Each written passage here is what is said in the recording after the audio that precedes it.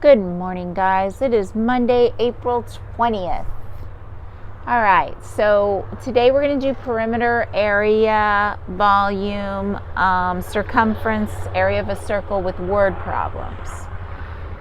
So right here, I've got this perimeter question, and I've got a rectangle. So this is just a quick review. So remember, perimeter, we add all the way around. So if this is 8, we can assume this is 8. If this is 3, we can assume this is 3. So we're going to add all the way around. 8 plus 3 is 11, plus 8 plus 3 is another 11, so that gives me 22. This is just a quick review. All right, now if we had to do area of the same figure, we would have done length times width. Length times width would be 8 times 3, and that would give me 24 square feet. So that's how we would do area and perimeter of a rectangular square. Now let's talk about area of a triangle. So area of a triangle is a half times base times height. So you can do this several ways, and I've showed you over the past few weeks in videos. A half, and base right here is 6, so you could say a half times 6 times height, which is 8. So you could multiply those. 8 times 6 is 48, and then divide 48 by 2, or cut it in half, means the same thing. So you would get 24. That's one way. Another way is if you have an even number over here, you could go ahead and cut one of them. You could cut this one or this one. I don't know why I cut that one. I would have usually cut the biggest one. Cut it in half. So now it's 3. What's 8 times 3? 24. Or if I would have cut this in half, it would have been 4. What's 4 times 6? 24. All right, now, what if you get a perimeter question? Well, you think that's easy because you have to add all the way around. But I don't know this side. I don't know the measurement. Well, what kind of triangle is this? Well, it's a right triangle. And we know always across from the right angle, we call it the C. It's the hypotenuse. So that means if this was a perimeter question, I'd have to do something first. I'd have to use my Pythagorean theorem first to get the missing measurement of the side. So I would say, we'll call this A, 6 squared plus 8 squared equals C squared. Well, 6 times 6 is 36. 8 times 8 is 64. 36 plus 64 is 100. Square root of 100 is 10. So now I know that this is 10. So now I can go ahead and add up. I can say 6 plus 8 plus 10 equals 24. So my perimeter would be 24 feet. Okay? Remember, you can pause at any time, take notes.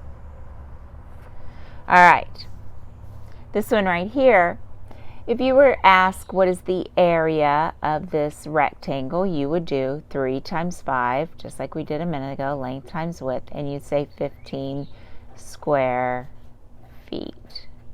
Well, what if you get this? Some people get a little confused on that. It would still be the same thing. It would be length times width, which would be 15 square feet.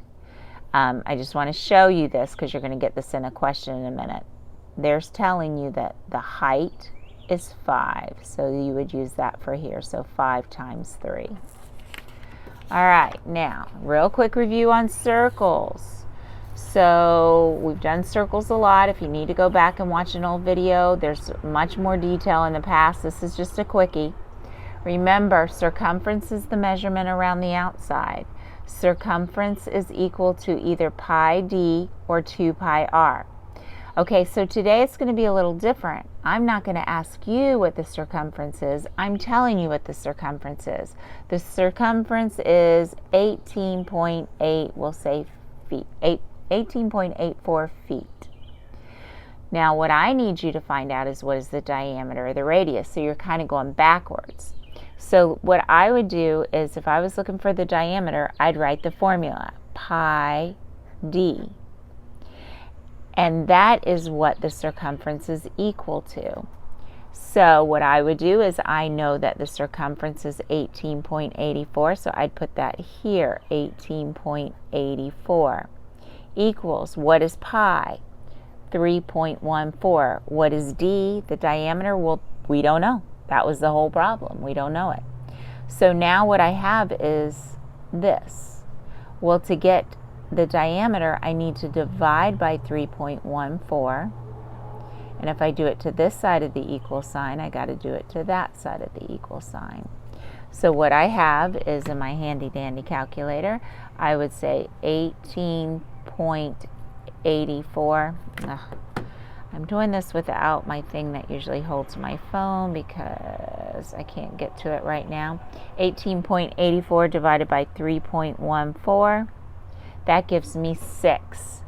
So I just found out my diameter is 6. Does that make sense?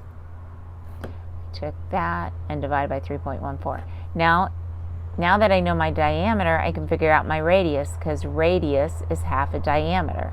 So my radius is 3. All right, let's do one similar. Okay, area. Area is pi r squared. So if I told you the area is 78.5 square feet, I'm now telling you basically the answer. So if the area, so let's come over here and write our formula again. Area equals pi r squared. So my area is 78.5, so I'm going to put that here. What's pi? Well, we know it's 3.14. What's the radius? We don't know. So we're going to put r squared. So now, what do I do? Well, I know this, so I can go ahead and divide both sides by 3.14.